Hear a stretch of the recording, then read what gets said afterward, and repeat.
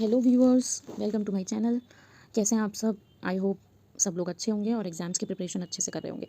तो आज की वीडियो होने वाली है हमारे सीबीएसई क्वेश्चन पेपर और एक टॉपर स्टूडेंट की आंसर शीट पर। तो आज मैं आपको दिखाने वाली हूँ कि किस तरीके से टॉपर जो स्टूडेंट होते हैं वो अपने आंसर शीट में आंसर को प्रेजेंट करते हैं, और यही आपको देखकर सीखना है कि आप जो लिखते हैं और जो टॉपर स्टूडेंट होता है उसके आंसर शीट में क्या डिफरेंस होता है। क्योंकि मैं जब पेपर चेक करती हूँ तो कुछ स्टूडेंट होते हैं उन्हें पता होता है काफ़ी कुछ, लेकिन वो अच्छे से प्रेजेंट नहीं करते, और कुछ को कम पता होने पर भी वो अच्छे से प्रेजेंट करते हैं। तो यहाँ पर आपकी प्रेजेंटेशन स्किल्स की आपको जितना मालूम है वो बहुत मैटर करती है, क्योंकि आपका जो रिजल्ट है वो पूरे साल आपने कितनी पढ़ाई करी उससे डिसाइड नहीं होने वाला। आप एग्जाम वाले दिन अपनी आंसर शीट में क्या लिख कर आते हैं उसी से आपके मार्क्स डिसाइड होंगे। तो आपको अपनी आंसर शीट को बेहतर बनाने के लिए काम करना है, कैसे एक एक चीज़ पर, छोटी छोटी चीज़ों पर ध्यान देना है, मैं यही आपको बताऊंगी। देखिए, ये क्वेश्चन पेपर है 2020 का जो ये पेपर है मैंने इसलिए लिया है क्योंकि जो इसके बाद कोविड टाइम में एग्जाम हुआ था उसमें 2 टर्म्स आए थे, तो उसमें 40 मार्क्स के पेपर हुए थे। लेकिन अभी जो आपका पेपर आने वाला है वो 80 मार्क्स का होगा, और ये भी उसी तरीके का पैटर्न। तो अब सबसे पहले देखते हैं कि किस तरीके के क्वेश्चंस आएंगे। सबसे पहले आएगा सेक्शन ए, जिसमें 1 से 20 तक 1 मार्क्स वाले क्वेश्चंस होंगे, 1 मार्क्स वाले। ठीक है, 1 मार्क्स वाले में आपको क्या करना होता है, 1 वर्ड लिखना होता है, 1 सेंटेंस लिखना होता है। फिर सेक्शन बी में 21, 22, 23, 24 क्वेश्चन, जो कि आपके कितने मार्क्स वाले होंगे, 3 मार्क्स वाले। ठीक है, 3 मार्क्स वाले। अब सेक्शन सी में अगर हम देखें तो सेक्शन सी में आ जाते हैं हमारे लॉन्ग आंसर टाइप क्वेश्चन, यानी दीर्घ उत्तर वाले क्वेश्चन, जो कि कितने मार्क्स के होते हैं, दीर्घ वाले 8 मार्क्स। ठीक है, इसके बाद आता है सेक्शन डी, जो कि होता है सोर्स बेस्ड क्वेश्चन, जिन्हें क्या बोला जाता है, स्रोत वाले क्वेश्चंस, जो कहाँ से दिया जाता है, आपके एनसीईआरटी की बुक्स में जो ब्लू कलर के बॉक्सेस दिए होते हैं उन्हीं बॉक्सेस में से ये पैराग्राफ्स लिए जाते हैं और आपको फिर क्वेश्चंस करने के लिए कहा जाता है। और लास्ट आ जाता है आपका मैप वर्क। ठीक है, तो आपने देखा हमारे पास कौन कौन से क्वेश्चन हो गए, 1 मार्कर, 3 मार्कर, 8 मार्कर और स्रोत वाले क्वेश्चंस, और लास्ट में फिर मैप वर्क। अब यहाँ पर देखिए, ये जब क्वेश्चन पेपर, अब यहाँ पर देखिए, यहाँ पर एक क्वेश्चन आपका आता है इमेज वाला। इसके लिए आपको क्या करना होगा, अपनी बुक में जो भी इमेज दे रखी है, पिक्चर्स दे रखी हैं, उनको एक दिन ध्यान से लेकर बैठिए। ब्रेक टाइम में कर सकते हैं आप इसको, जब भी आपको लगे कि अभी पढ़ाई नहीं करनी है, थोड़ा ब्रेक टाइम है, बुक लेकर बैठिए, पिक्चर्स देखिए सारी ध्यान से, और उन पिक्चर्स के नीचे जो मेंशन होता है ना, डिस्क्रिप्शन, उसको भी ध्यान से देखना है। क्योंकि जब ये आपसे पूछते हैं ये किसकी इमेज है, तो आप अपने मन से नहीं लिखेंगे जो आपको लग रही है इमेज, जो आपकी बुक में लिखा हुआ है डिस्क्रिप्शन में, आपको वो लिखना है। जैसे कि ये तीर्थंकर की इमेज है, तो यहाँ आप लिख देंगे कि ये तीर्थंकर है, जो कि किस में होते हैं, जैन धर्म में होते हैं। अब मैं आपको दिखाती हूँ आंसर शीट, जिसका आपको बहुत बेसब्री से इंतजार होगा, क्योंकि मैं भी चाहती थी कि मेरे टीचर्स भी काश इस तरीके की किसी टॉपर की आंसर शीट दिखाते, बट कोई बात नहीं, उन्होंने नहीं भी दिखाई तो भी मेरे अच्छे मार्क्स आए। बट आपके लिए ये अच्छा है कि आप इसको देखकर सीख सकते हैं कि आप जो लिखते हैं उसमें और जो बच्चा टॉपर है उसके आंसर शीट में क्या डिफरेंस है। ओके, देखिए सबसे पहले इसने क्या किया है, सेक्शन ए अगर स्टार्ट किया है तो ऊपर बड़ा बड़ा लिख दिया है सेक्शन ए, और सेक्शन ए कंप्लीट अगर यहाँ हो गया है और नीचे अगर स्पेस भी है तो उसको छोड़ दीजिए, यहाँ स्टार्ट करने की क्या जरूरत है, शीट्स मिलेंगी ना। और आपको नेक्स्ट जो सेक्शन है आप स्टार्ट करेंगे न्यू पेज से, सेक्शन डी इसने स्टार्ट किया। अब इसने सेक्शन डी क्यों स्टार्ट किया, जो पैटर्न मैं आपको बता चुकी हूँ, जो मुझसे पढ़ते हैं वो जानते हैं, मैंने एक पैटर्न बताया था बच्चों को कि आपको इस तरीके से पेपर अटेम्प्ट करना है, और इस टॉपर स्टूडेंट ने भी वैसे ही अटेम्प्ट कर रखा है। वो क्या तरीका है, सबसे पहले आपको करना होगा सेक्शन ए, जिसमें 1 मार्क्स वाले क्वेश्चन आते हैं। ठीक है, अब 1 मार्क्स वाले में मान लीजिए आपको क्वेश्चन 7 का आंसर नहीं आता या 8 का नहीं आता, तो यहाँ थोड़ा स्पेस छोड़ दीजिए। ऐसे नहीं करना आपको 6 के बाद 9 लिख लेना है कि 7 8 तो मुझे आता नहीं, आप उसका स्पेस छोड़िए। और बाई चांस पूरा पेपर कंप्लीट हो गया, 3 घंटे हो गए और एंड में भी आपको कुछ नहीं आता है उन आंसर्स में, तो यहाँ डैश कर दीजिए। लेकिन आपको ऐसे नहीं करना प्लीज़ कि आपको एक क्वेश्चन अभी नहीं आ रहा है, आंसर 7, तो उसको आपने क्या किया, आपको बाद में याद आया पेपर के, तो आपने उसको बिल्कुल अपनी आंसर शीट के एंड में लिख दिया कि यहाँ आंसर 7 है। ऐसे एग्जामिनर को पेपर चेक करने में बहुत प्रॉब्लम होती है, और जितनी प्रॉब्लम एग्जामिनर को आंसर शीट चेक करने में होगी उतनी ही प्रॉब्लम आपको अच्छे मार्क्स लाने में होगी। ठीक है, तो इस बात का ध्यान रखना है कि आप अपने पेपर को इस तरीके से प्रेजेंट करें कि जब एग्जामिनर उसे चेक कर रहा है तो उसको कोई प्रॉब्लम ना हो, स्मूथली वो चेक करता जाए। अब सेक्शन 1 हो गया, सेक्शन 1 में 2-3 क्वेश्चंस अभी मैं आपको दिखा दूंगी। देखिए, सबसे पहले करना है 1 मार्क्स वाले क्वेश्चंस, उसके बाद आपको करना है स्रोत वाले या फिर सोर्स बेस्ड क्वेश्चंस, जो कि कौन से होते हैं, पैराग्राफ वाले होते हैं, सोर्स बेस्ड, और जो कौन से सेक्शन में आते हैं, सेक्शन डी में। ठीक है, सेक्शन डी करना है आपको ए के बाद स्रोत वाला। हो सकता है अभी जो आपका पैटर्न है उसमें कोई और सेक्शन में हो, लेकिन आपको पेपर को देख लेना है कि स्रोत वाले क्वेश्चन कहाँ है, 1 मार्क्स के बाद मैं वो करूँगी या करूँगा। ये हो गया। अब देखिए, इसने प्रॉपर तरीके से एक एक क्वेश्चन का मेंशन किया है, 18 28.1 28.2, ये छोटी छोटी बातें बच्चे नहीं करते हैं मेंशन। अब यहाँ एक सेक्शन हो गया इसका। इसके बाद ये इसने स्टार्ट किया अपना सेक्शन बी, और फिर करेगा सी। देखिए, 3 मार्क्स वाले और 8 मार्क्स वाले क्वेश्चंस जो हैं आपको लास्ट में करने हैं। सबसे पहले 1 मार्क्स वाले मैंने बता दिया, फिर स्रोत वाले, फिर उसके बाद 3 मार्क्स वाले, फिर उसके यहाँ बीच में आप मैप वर्क कर सकते हैं। अगर आपको मैप आता है आप बेशक मैप कर लीजिए पहले। ठीक है, मैप लोकेशंस मार्क कर लीजिए। मैं आपके लिए वीडियोस भी बना रही हूँ मैप वर्क पे, आप बुक नहीं भी खोलेंगे, सिर्फ वो वीडियोस देखकर चले जाएंगे और उसी में एक एक लोकेशन को अच्छे से देख लेंगे तो आपको याद हो जाएगा। फिर लास्ट में 8 मार्क्स वाले, ठीक है, क्योंकि 3 मार्क्स वाले और 8 मार्क्स वाले क्वेश्चन में थोड़ा माइंड लगता है। ये वही बच्चा अच्छे से कर सकता है जिसने एनसीईआरटी या जिसने अपनी पढ़ाई को अच्छे से प्रॉपर तरीके से किया हो। ठीक है, तो इसलिए पहले जो लाइट क्वेश्चन हैं वो करेंगे, ताकि आपके पासिंग मार्क्स जो हैं वो क्या हो जाएँ, वो रिजर्व हो जाएँ, मतलब इतने मार्क्स तो आपके आ ही जाएँ। फिर आपको करना है 3 और 8 मार्क्स वाला। अब हम क्वेश्चन देखते हैं कि क्वेश्चन क्या पूछा है यहाँ पर। देखिए सेक्शन खंड खा यानी कि सेक्शन बी, फर्स्ट क्वेश्चन है यहाँ पर, explain with examples the layout design of great bath on the citadel in Mohenjodaro. Mohenjodaro के दुर्ग में विशाल स्नानागार की अभिन्यास योजना को बताइए उदाहरण सहित। अब हम देखते हैं इस बच्चे ने ये आंसर कैसे लिखा है। आप क्या करेंगे, सीधा एग्जाम में जाएंगे और जो आता है उसको बस लिखते जाएंगे, हो गया। पैराग्राफ में 3 मार्क्स का है, उसमें अगर बोला है वर्ड्स इतने लिखने हैं तो आप वर्ड्स गिनने बैठ जाएंगे। वर्ड्स नहीं गिनने होते हैं, वर्ड्स गिनने का काम नहीं होता, आपको सिर्फ ये आइडिया रखना होता है 3 मार्क्स का क्वेश्चन है तो मुझे 6 to 7 पॉइंट्स लिखने हैं। ठीक है, इसने क्या किया है, इस आंसर में 6 to 7 पॉइंट्स लिखे हैं यहाँ पर प्रॉपर तरीके से। और आंसर को हमेशा पॉइंट वाइज लिखना है। मैं बोलती हूँ आंसर्स अपने पॉइंट वाइज ही लिखिए। हिस्ट्री के पेपर में कोई भी आंसर आप लिखेंगे पॉइंट्स में ही लिखेंगे, पैराग्राफ में नहीं लिखना है आंसर को। अब यहाँ इसने क्या अलग से किया है, सबसे ऊपर मेंशन कर दिया है जो क्वेश्चन में पूछा है, ग्रेट बाथ मोहनजोदाड़ो।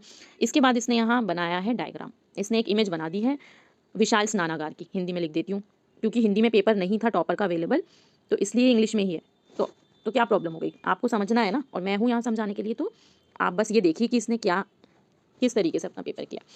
यहाँ इसने पूरा बता दिया, यहाँ 8 बाथरूम्स थे, इधर ड्रेनेज सिस्टम था, इधर वेल थे या कुएं थे। ठीक है, और नॉर्थ और साउथ में इस तरफ 2 सीढ़ियाँ थी, जैसे स्विमिंग पूल में होता है ये। अब यहाँ पर आपको क्या सीखना है, आपको ये सीखना है कि एग्जाम में अगर कोई भी क्वेश्चन पूछा है और अगर वहाँ पॉसिबिलिटी है आपके कोई डायग्राम बनाने की या फिर कोई इमेज बनाने की, ठीक है, तो आप वो ड्रॉ करिए। भले ही एग्जामिनर ने कहा है आप बनाइए या नहीं, तो भी देखिए अभी जो क्वेश्चन था उसमें नहीं बोला था ना ये इमेज बनानी है या ये बनाना है डायग्राम, फिर भी इसने बनाया। ये ही आपको करना है। फॉर एग्जाम्पल सांची स्तूप पर कोई क्वेश्चन आया, सांची स्तूप, तो एग्जामिनर ने अब आपसे कहा है या नहीं कहा, आपको सांची स्तूप का डायग्राम बनाना है। मैं बता चुकी हूँ क्लास में भी, इस तरीके से कोई भी डायग्राम का एक इजी मेथड भी होता है। आप सिंपल वाली इमेज भी बनाइए और 2-3 पॉइंट लिख दीजिए कि इसको क्या बोलते हैं, इसको वेदिका बोलते हैं, इसको क्या बोलते हैं, इसके जो अलग अलग स्ट्रक्चर हैं, 2-3 पॉइंट्स लिख दीजिए। फिर उसके बाद सांची के बारे में लिख दिया। ये एक एग्जाम्पल मैं बता रही हूँ आपको, ऐसा आप कोई भी क्वेश्चन में कर सकते हैं और इस तरीके से आपका जो आंसर है वो दूसरे बच्चे से डिफरेंट लगेगा। और एग्जामिनर आपको क्यों मार्क्स देगा, जब सभी एक जैसी कहानी लिखेंगे तो आपको अपने आंसर्स को अच्छा दिखाना है दूसरे स्टूडेंट से। कंपटीशन में बने रहने के लिए यही करना होता है कि आप दूसरों से क्या अलग कर रहे हैं, क्या बेहतर कर रहे हैं, यही आपको सीखना है। नेक्स्ट क्वेश्चन है, देख लेते हैं, क्वेश्चन दिखा देती हूँ आपको। इब्न बतूता का संचार व्यवस्था, इब्न बतूता की संचार व्यवस्था क्वेश्चन है चैप्टर 5 का। इंग्लिश में क्या है, सिस्टम ऑफ कम्युनिकेशन। ये रहा question 22, Ibn Battuta explain the system of communication in India. अब इसका आंसर देखते हैं हम। ये देखिए 3 मार्क्स का क्वेश्चन है, उसके आंसर में इस बच्चे ने एक पेज यहाँ लिखा। भले ही आप बोलेंगे बहुत स्पेस छोड़ा है, तो आप भी छोड़िए ऐसी स्पेस, खुला खुला आराम से लिखिए, सारे पॉइंट्स लिखिए। और फिर इसने पूरा बताया है कि 1 और 2 पॉइंट लिखा, फिर उसमें भी जो छोटे छोटे सब पॉइंट्स बन रहे हैं यहाँ वो बना दिए, जैसे कि पॉइंट 2 के अंदर भी कुछ बातें हैं तो उनको भी पॉइंट्स में लिख दिया। फिर यहाँ बताया कि ये जो सिस्टम है ये 2 टाइप्स का होता है, एक होता है उलुक और एक होता है दावा। तो इसने ऐसे नहीं बता दिया एक लाइन में लिखकर, क्या किया है यहाँ पर, क्या अलग किया है, इस तरीके से एक फ्लो चार्ट बना दिया। आप भी कर सकते हैं ऐसा किसी भी क्वेश्चन में जहाँ पर आपको बोला हो कि इस कोई भी चीज़ है कि इस चीज़ के 2 पार्ट्स हैं या 3 पार्ट्स हैं, तो उन चीज़ों को बताने के लिए इस तरीके का फ्लो चार्ट बनाइए। ऐसे कर दिया, यहाँ उसके बारे में लिख दिया और फिर नीचे एक्सप्लेनेशन कर दी। ठीक है, जैसे कि इस स्टूडेंट ने किया है। उलूक और दावा 2 टाइप के सिस्टम है, तो इसने उलूक और दावा यहाँ लिखा और फिर उसके बाद उलूक का एक्सप्लेनेशन यहाँ पॉइंट्स में किया और दावा का एक्सप्लेनेशन यहाँ पॉइंट्स में किया। जिन्होंने चैप्टर नहीं पढ़ा है उनको नहीं पता होगा ये क्या होता है। उलूक होता है कि उस टाइम में जब इब्न बतूता था तो लोग एक जगह से दूसरी जगह कम्युनिकेट करने के लिए क्या करते थे, फ़ोन तो होते नहीं थे, तो मान लो कोई मैसेज ही पहुंचाना है या कोई इंपॉर्टेंट सामान पहुंचाना है, तो 2 सिस्टम थे। उलूक में होता था हॉर्स के जरिए एक जगह से दूसरी जगह कम्युनिकेट किया जाएगा, यानी एक हॉर्स यहाँ होगा फिर दूसरा होगा, एक दूसरे के पास लेके जाएगा फिर दूसरा आगे लेके जाएगा, राजा का जो भी संदेश है मैसेज होगा, फिर ऐसे करते करते एक पूरा सिस्टम होता था। दावा में क्या होता था, यही काम लोग किया करते थे, यानी कुछ इंडिविजुअल्स हुआ करते थे, कुछ यहाँ खड़े हैं, कोई यहाँ खड़ा है, वो दौड़ के यहाँ जाएगा मैसेज लेके, फिर राजा का जो फरमान है इसको देगा, फिर ये दौड़ के यहाँ जाएगा, ऐसे ये सिस्टम होता था कम्युनिकेशन का, क्योंकि फ़ोन तो थे नहीं। तो ये हो गई बात इब्न बतूता के कम्युनिकेशन सिस्टम की जो उसने इंडिया में देखा था और उसको बताया था। ठीक है, अब मैंने 2 आपको बता दिए आंसर 3 मार्क्स वाले कि किस तरीके से प्रेजेंट करें। इसने देखिए एग्जाम्पल्स भी लिखा है, कुछ यहाँ पर एग्जाम्पल करके भी लिख दिया है। तो यहाँ आपने क्या सीखा, अगर पॉसिबिलिटी है डायग्राम बनाने की, इमेज ड्रॉ करने की, तो इमेज ड्रॉ करिए। और अगर फ्लो चार्ट बनाने की पॉसिबिलिटी है, जैसे कि ये है फ्लो चार्ट होता है, ये अपनी कोई भी बात को ऐसे इस तरीके से प्रेजेंट कर देना, या आप जो तरीका आपको अच्छा लगे वो। ठीक है, ये 2 चीज़ें सीखनी आपने, और अगर आपके पास एग्जाम्पल है किसी चीज़ का तो वो भी लिख दीजिए। ये हो गया। अब इसके बाद मैं आपको दिखा देती हूँ 8 मार्क्स वाला क्वेश्चन कोई। देखिए 8 मार्क्स में एक क्वेश्चन है यहाँ, Describe the familial ties and rules of marriage as per the Brahmanical prescription during 600 BCE to 600 CE। और हिंदी में क्या है ये क्वेश्चन? 600 ईसा पूर्व से 600 ईस्वी के दौरान ब्राह्मणीय निर्धारण के अनुसार पारिवारिक संबंधों और विवाह के नियम का वर्णन करना है। ये मैं बताती हूँ, ये है चैप्टर 3 से क्वेश्चन लिया है, ये चैप्टर 3 से। इसमें आपको बताने हैं फैमिली टाइज के बारे में कि उस टाइम के जो फैमिली में रिलेशंस होते थे वो कैसे होते थे। अब हम जाएंगे इस बच्चे का आंसर देखने। ये देखिए, सबसे पहले तो मैं आपको दिखा देती हूँ इसने कंटेंट कितना लिखा है 8 मार्क्स के लिए। देखिए कंटेंट जो इसने लिखा है उसी को बहुत खुला खुला करके कर दिया है, तो वो कंटेंट और अच्छे से दिख रहा है हमें और अच्छे से विजिबल है। देखिए पेज नंबर 1 यहाँ लिखा इस आंसर को, दूसरे पेज पे लिखा, फिर यहाँ लिखा, यहाँ लिखा, यहाँ। आप देख रहे हैं 5 पेजेस में इसने आंसर लिखा है। अब आप बोलेंगे कितना स्पेस भी छोड़ा है, तो आप भी छोड़िए ऐसी स्पेस पर सारे पॉइंट्स लिखिए। यहाँ बात है कि आपको यहाँ आपको क्या सीखना है, आपको सारे पॉइंट्स लिखने हैं जो भी आपके आंसर के लिए ज़रूरी है, वो सारे पॉइंट्स आप लिखेंगे, भले ही आप गैप करके ऐसे आराम से स्पेस करके लिखिए। सारी बातें क्लियरली दिखनी चाहिए। क्लियरली कैसे दिखेंगी? जब आप हर एक पॉइंट को ऐसे लिखेंगे, अंडरलाइन किया है जैसे इसने यहाँ पर इसने लिखा कि kinship relations come under the कुल जाति वंश, तो यहाँ कुल को अंडरलाइन कर दिया, जाति को, वंश को। जो कुछ कुछ खास टर्म्स होते हैं ना, जैसे यहाँ है पेट्रीलिनी, तो इसको अंडरलाइन कर दिया। यहाँ भी पेट्रीलिनियल सक्सेशन की बात करिए तो इसको भी इसने अंडरलाइन कर दिया। ये क्या होता है? जब कोई भी एक सिस्टम पहले फादर के पास होता है फिर उसके बेटे के पास होता है, यानी वंश दर वंश जो चीज़ चलती है उसको क्या बोला जाता है? पेट्रीलिनियल, फादर से आने वाला जो होता है। फिर इसके बाद इसने एक्सोगैमी बताया। एक्सोगैमी क्या होता है? जब भी, हिंदी में बता देती हूँ, बहिर्विवाह। बहिर्विवाह, ठीक है, ये बहिर्विवाह होता है, यानी कि क्या सिस्टम होता था? गोत्र से बाहर मैरिज करने को वैल्यू दी जाती थी कि गोत्र से बाहर ही शादी की जानी चाहिए। ठीक है, गोत्र सिस्टम फॉलो किया जाता था इस टाइम पर। और फिर यहाँ पर इसने ये भी बता दिया है कि जो 4 वर्ण होते हैं, ब्राह्मण, क्षत्रिय, वैश्य, शूद्र, ये इसने एक्स्ट्रा लिख दिया है ताकि एग्जामिनर सोचे कि इस बच्चे को सब कुछ ही पता है। ब्राह्मण, क्षत्रिय, वैश्य, शूद्र के ऑक्यूपेशन के बारे में बता दिया कि वो क्या क्या काम करते हैं। फॉर एग्जांपल ब्राह्मण क्या करते हैं? वो टीच करते हैं, वेदास को स्टडी करते हैं और सेक्रीफाइस करते हैं, यानी यज्ञ करते हैं। ऐसे ही क्षत्रिय क्या करते हैं? वो ज़्यादातर क्या होते हैं? वो वॉरियर्स होते हैं, योद्धा होते हैं। वैश्य कौन होते हैं? वो ट्रेड करते हैं या फिर एग्रीकल्चर करते हैं, कृषि करते हैं या व्यापार करते हैं। और शूद्र का काम क्या होता है? सर्व करना। अब शूद्र का काम सर्व करना है तो इसने यहाँ इस चीज़ को इन्वर्टेड कॉमास में लिखा है, तो यही आपको सीखना है। इंपॉर्टेंट चीज़ों को अंडरलाइन करना है। जैसे ये टर्म है, अलग टर्म है ना एक्सोगैमी, अगर आप हिंदी में लिखेंगे बहिर्विवाह तो उसको अंडरलाइन करिए ताकि जब एग्जामिनर देखे तो उसको पता चले कि हाँ इस बच्चे ने इस आंसर में जो इंपॉर्टेंट पॉइंट था वो लिख दिया है। ठीक है, आप इसका आंसर देखिए, कोई पॉइंट मुझे तो ऐसा नहीं लग रहा कि छूट गया हो और इसने नहीं मेंशन किया हो, सब कुछ ही लिखा है। और इतनी आपकी कमांड कब होगी? जब आपने बहुत अच्छे से पढ़ाई की होगी, जब आपने अपनी एनसीईआरटी को बहुत अच्छे से पढ़ा होगा, आपने पिछले सालों के क्वेश्चंस को बहुत अच्छे से देखा होगा और अपने आंसर्स को फ्रेम करना सीखा होगा। ठीक है, फिर इसी आंसर में इसने 2 पार्ट्स बताए। एक बताया है कि क्या-क्या सिस्टम फॉलो होता था उस टाइम पे, और दूसरा बताया कि ये जो सिस्टम था ये यूनिवर्सल नहीं था, यानी सब जगह फॉलो नहीं होता था। जो ब्राह्मणों ने सिस्टम बनाया था, भले ही वो 4 वर्ण वाली व्यवस्था हो या फिर एक्सोगैमी या बहिर्विवाह सिस्टम हो, गोत्र से बाहर करने का सिस्टम हो, ये सब जगह फॉलो नहीं होता था। फिर इसी के लिए इसने कुछ एग्जाम्पल्स बता दिए हैं, जैसे कि सातवाहन किंग जो थे उनका बता दिया कि उन्होंने दूसरे गोत्रों में भी विवाह किया था, तो हमें ऐसे एग्जाम्पल्स भी देखने को मिलते हैं। यहाँ आपको क्या सीखना है कि इसने एक तो पॉइंट्स में लिखा है, फिर इंपॉर्टेंट चीज़ों को अंडरलाइन किया है, या फिर कोई खास चीज़ है तो उसको क्या कर दिया? इन्वर्टेड कॉमास में भी कर दिया। ये आप ज़रूर किया करिए। कोई खास टर्म है, किसी का नाम है, कोई डायनेस्टी का नाम है, तो उसको अंडरलाइन करिए। जैसे यहाँ सातवाहन लिखा है, यहाँ शक लिखा है, तो उसको अंडरलाइन किया। ठीक है, और अगर आपके पास एग्जाम्पल्स हैं, जैसे यहाँ लिखा है ना इसने, तो एग्जाम्पल्स लिखिए आप। ऐसे आपने अपनी बात कह दी, उसके बाद यहाँ लिख दिया उदाहरण या एग्जाम्पल, और फिर ऐसे करके पॉइंट्स बना दिए। तो आई होप आपको समझ आ रहा होगा कि आप जो लिखते हैं, आप क्या लिखते हैं। बहुत सारे स्टूडेंट्स बस पूछा हमें तो कहानी लिखनी है, हिस्ट्री या कहानी लिखनी है। हिस्ट्री कहानी लिखने का पेपर नहीं है, मैं आपको बता दूं। It is more than that, बहुत डिफरेंट होता है। जैसे कि लोग सोचते हैं कि ये तो कहानियाँ होती हैं, इसमें तो डेट्स होती हैं, ऐसा कुछ भी नहीं है। आप जब अच्छे सब्जेक्ट को पढ़ेंगे तो ही आप समझ सकते हैं। तो ये आंसर मैंने आपको दिखा दिया। अब एक और क्वेश्चन दिखा देती हूँ, क्वेश्चन नंबर 26। देखो क्या है क्वेश्चन नंबर 26, 8 मार्क्स का है। विजयनगर के बारे में बताना है कि विजयनगर की प्रशंसा कैसे ये जो शहर है पहले अपने चरम यानी पीक पॉइंट पर पहुंचा और उसके बाद ये शहर लूटा गया या फिर उजड़ गया। ठीक है, पहले अपने पीक पे पहुंचा, फिर इसका डिक्लाइन हो गया। तो अब देखते हैं इसने कैसे आंसर लिखा है। देख लेते हैं विजयनगर का आंसर स्टूडेंट ने कैसे लिखा है। तो देखिए अभी एक नज़र हम डालते हैं बिना पढ़े इस आंसर पर, तो आप देखेंगे कि जो इंपॉर्टेंट इसमें कीवर्ड्स हैं, पॉइंट्स हैं, वो आपको ऊपर से ही दिख जाएंगे बिना कुछ ध्यान से पढ़े भी। यहाँ कैवेलरी दिख रहा है, इधर ट्रेड दिख रहा है, इधर इसने कुछ यहाँ पर इन्वर्टेड कॉमास में लिखा है। इन्वर्टेड कॉमास क्या होते हैं? इस तरीके से आपने कोई भी वर्ड लिखा है इंपॉर्टेंट, उसको ऐसे कॉमा के अंदर कर दिया। फिर क्या है नीचे देखिए, यहाँ अंडरलाइन किया है। फिर विजयनगर में जो जो एम्पायर्स थे उसको यहाँ ऐसे लिख दिया, और उसके बाद यहाँ पॉइंट्स। फिर अगर विजयनगर के डिक्लाइन, देखिए क्वेश्चन में 2 पार्ट्स थे। पहला था कि विजयनगर अपने पीक पर या चरम पर कैसे पहुंचा, और फिर उसके बाद उसका डिक्लाइन कैसे हो गया। तो पहले पार्ट के बारे में इसने यहाँ ऊपर लिख दिया ग्लोरी ऑफ विजयनगर एम्पायर, ऊपर बड़ा बड़ा लिख दिया, जो कि आंसर में लिखना है। ठीक है, फिर इसके बाद डिक्लाइन के बारे में जब लिख रहा है, पतन के बारे में, तो यहाँ पहले ऊपर मेंशन कर दिया कि हाँ अब मैं डिक्लाइन के बारे में लिखने वाला हूँ। क्योंकि इस तरीके के जो क्वेश्चन आते हैं उसमें आपके मार्क्स भी डिवाइडेड होते हैं। जैसे 8 मार्क्स का क्वेश्चन है तो इसमें आपके 4 मार्क्स पीक पॉइंट वाले के होंगे कि चरम पर कैसे पहुंचा, 4 मार्क्स इस डिक्लाइन को लिखने के होंगे। तो अगर आप सब कुछ मिक्स करके लिख देंगे तो आपको मार्क्स नहीं मिलेंगे।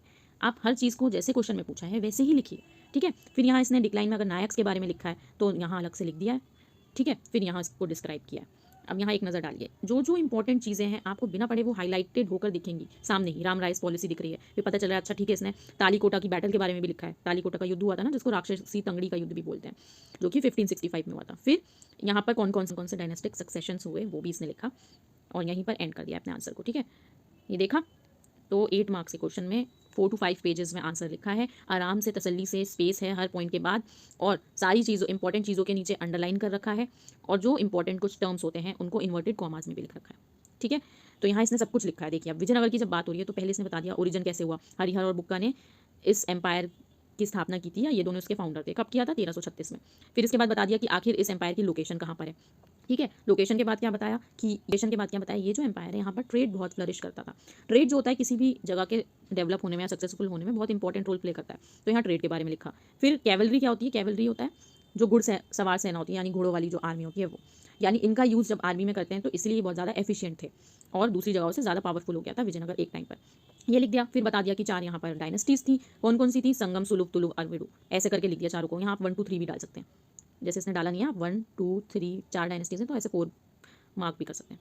फिर इसके बाद एक पार्ट हो गया क्वेश्चन का, उसके बाद आ जाता है क्वेश्चन में पूछा था डिक्लाइन या पतन कैसे हुआ, ये रहा बड़ा बड़ा लिख दिया ऊपर, ताकि एग्जामिनर को पहले ही दिख जाए कि इसने आंसर के दोनों पार्ट्स को अच्छे से लिखा है, ठीक है। फिर यहाँ पर इसने बताया नायक्स कौन होते हैं। नायक्स होते हैं सैनिक कमांडर, ये पढ़ा था हमने। फिर रामरायस पॉलिसी बताई है, तालीकोटा युद्ध बताया, सब कुछ बता दिया आंसर में। आई थिंक मुझे नहीं लग रहा है कि कोई इंपॉर्टेंट पॉइंट यहाँ पर रह गया होगा। मोस्टली स्टूडेंट ने सारे पॉइंट्स को कवर करने की कोशिश करी और आपको भी यही करना है। क्वेश्चन की जो डिमांड है उसी के अकॉर्डिंग अपने आंसर को लिखना है, इधर उधर की बातें नहीं लिखनी है। क्वेश्चन में क्या डिमांड की गई है आंसर को वैसे ही अपने फ्रेम करिए, ठीक है। कुछ कुछ इंपॉर्टेंट बातें मैंने आपको बता दी हैं कि अगर वहाँ पर पॉसिबिलिटी है आपको डायग्राम बनाने की, कोई इमेज बनाने की, तो वो बनाइए। सारी बातों को, अपने सारे आंसर्स को पॉइंट्स में लिखिए, इंपॉर्टेंट कीवर्ड्स को अंडरलाइन करिए या फिर इन्वर्टेड कॉमास में लिखिए, और हर पॉइंट के बाद आप स्पेस छोड़िए। और अगर आंसर में 2 पार्ट्स पूछें या 3 पार्ट्स पूछें तो हर एक पार्ट का आंसर बताने के लिए आप ऊपर अलग से मेंशन करेंगे, हेडलाइन लिखेंगे, हेडिंग लिखेंगे ऊपर बड़ी बड़ी कि मैं इस पार्ट का आंसर बता रही हूँ, फिर उसके बाद अब मैं इसका आंसर बता रही हूँ, ठीक है। तो आई होप आप इसको देखकर कुछ समझ गए होंगे कि किस तरीके से आपको अपने पेपर में अंडरलाइंस और हाईलाइट करने वाली चीज़ों पर ध्यान देना है, ताकि एग्जामिनर को ये पता चल जाए कि अच्छा ठीक है आपको ये पता। मान लीजिए आपने ये सारी बातें लिखी हैं और इनको एक पैराग्राफ में लिख दिया, ना ही अंडरलाइन किया है ना ही कुछ हाईलाइट किया है, तो एग्जामिनर की आंखों में इंपॉर्टेंट चीज़ें कैसे नजर आएंगी? भले ही वो पढ़ लेगा, आ जाएंगी, लेकिन आपने क्या अलग किया, आपने क्या स्पेशल किया दूसरे स्टूडेंट से, यही आपको करना है कि अपने पेपर को आप कैसे डिफरेंट दिखाते हैं। ये देखिए यहाँ डिवाइड द यूनिटीज ने कुछ टर्म यूज़ किया है तो उसको इन्वर्टेड कॉमा यहाँ लगा दिया। तो आई होप आपको कुछ इंपॉर्टेंट चीज़ें समझ आ गई होंगी। यहाँ मैं आपको क्या बताना चाह रही थी कि आप जो लिखते हैं और इस बच्चे के आंसर्स में क्या डिफरेंस है। देखिए कंटेंट आना नहीं आना वो अलग बात है, कंटेंट आएगा तभी आपके मार्क्स आएंगे, ये बात है, लेकिन जितना भी आपको आता है उसको भी आप एग्जाम में अच्छे से करके आइए, यही इंपॉर्टेंट है यहाँ पर सीखना, ठीक है। लास्ट उस चीज़ को किस तरीके से बेहतर तरीके से प्रेजेंट करना है, यही आज मैंने आपको सिखाने की कोशिश करी है कि अपनी राइटिंग स्किल्स इंप्रूव करिए, अपनी प्रेजेंटेशन स्किल्स इंप्रूव करिए, जितना आता है उसको किस तरीके से अच्छे से लिखना है, कैसे अच्छे से प्रेजेंट करना है, ये ध्यान रखना। और ऐसी क्या चीज़ है कि सब लोग कहानी लिखेंगे लेकिन आपके आंसर में क्या अलग दिखेगा कि आपके दूसरे बच्चों से मार्क्स ज़्यादा आए। यही होते हैं कॉम्पिटिशन में टिके रहने की ट्रिक्स, और यही मैं आपको सिखाना चाह रही हूँ, ठीक है। आई होप आपको समझ आ गया होगा, और वीडियो अच्छी लगी तो लाइक करिए, शेयर करिए और सब्सक्राइब करिए। 1 सेकंड लगता है सब्सक्राइब करने में, 2 सेकंड लगते हैं शेयर करने में, इतना टाइम तो होगा आपके पास। सो प्लीज़ लाइक करिए और सब्सक्राइब करिए, और ज़्यादा से ज़्यादा लोगों को शेयर भी करिए please. All the best for your exams.